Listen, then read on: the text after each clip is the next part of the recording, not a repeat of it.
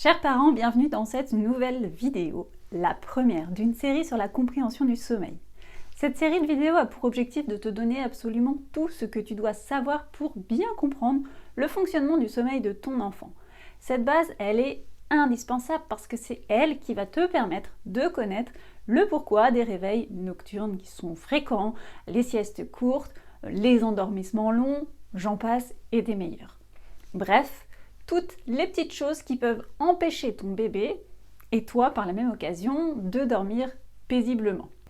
Aujourd'hui, on va entrer dans les coulisses du sommeil et explorer la première notion clé, le rythme circadien.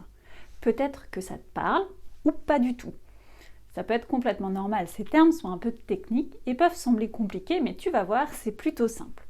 Surtout, ça va t'aider à comprendre comment fonctionne notre horloge biologique et notre rythme éveil-sommeil.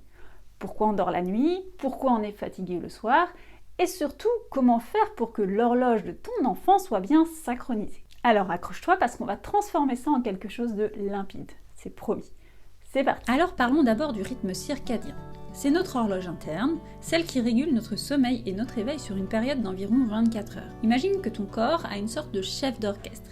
Il sait qu'à un moment, il doit se mettre en mode réveil et à un autre en mode sommeil.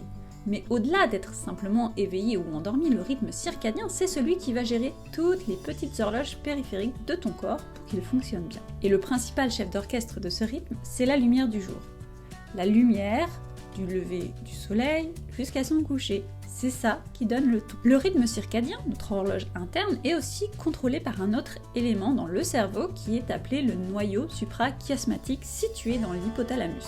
C'est lui qui régule le cycle éveil-sommeil et synchronise nos horloges biologiques en fonction de la lumière et de l'obscurité. Et pour faire passer ces ordres, il va s'appuyer sur deux hormones principales, la mélatonine et le cortisol. C'est pour cela qu'une lumière douce en fin de journée et une ambiance calme favorisent l'endormissement chez les enfants. En diminuant la lumière, tu aides ton corps à produire cette mélatonine indispensable pour l'endormissement.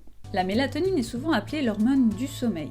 Sa production augmente quand la lumière baisse en fin de journée, signalant au corps qu'il est temps de se préparer pour le sommeil.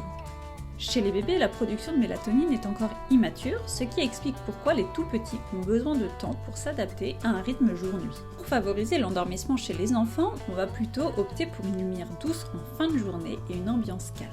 En diminuant la lumière, tu vas aider le corps de l'enfant à produire la mélatonine qui est indispensable pour l'endormissement. Le cortisol, quant à lui, est souvent associé au stress, mais il est en premier lieu l'hormone qui induit l'éveil. Sa production augmente au petit matin pour nous donner l'énergie nécessaire pour commencer la journée. C'est un peu notre réveil naturel.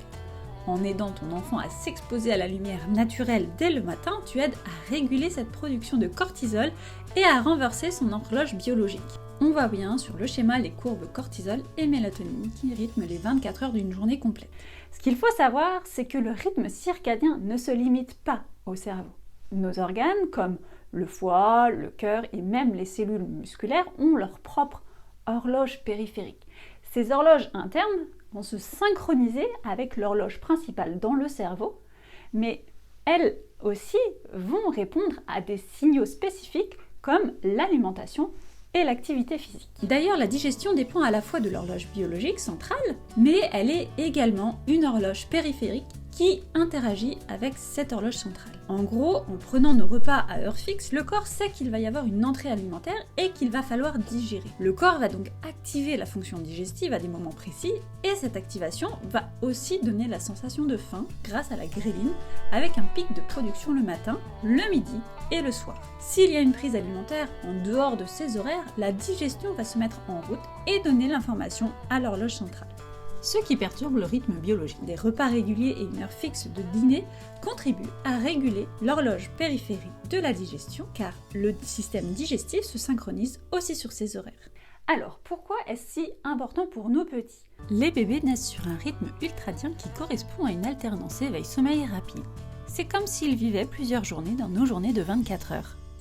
Chez les tout-petits, le rythme circadien n'est pas encore complètement développé. C'est pour ça d'ailleurs que les nouveau-nés, par exemple, dorment un peu n'importe quand ou ont du mal à faire la différence entre le jour et la nuit. Leur horloge interne va mettre plusieurs mois à se réguler sur 24 heures. Le rythme circadien s'établit sur une période avec une consolidation autour de 6 mois.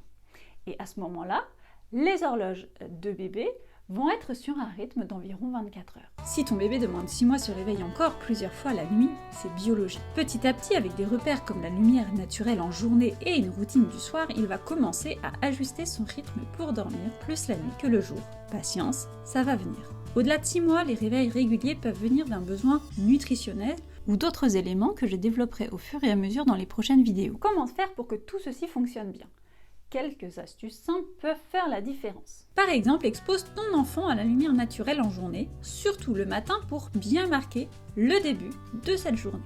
Le soir, baisse l'intensité des lumières, surtout les lumières bleues des écrans, pour que son corps comprenne que le moment du repos approche. Je t'invite aussi à éviter les activités trop stimulantes avant le coucher.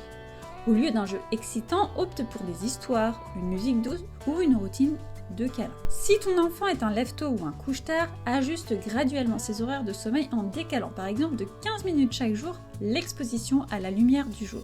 Ça va aider son rythme circadien à se réguler tout doucement. Alors voilà, maintenant tu as toutes les clés pour comprendre et soutenir le rythme circadien de ton bébé. Et si tu veux encore plus de conseils et d'astuces, n'hésite pas à t'abonner, à liker et à cliquer sur la cloche. Prends soin de toi et à bientôt.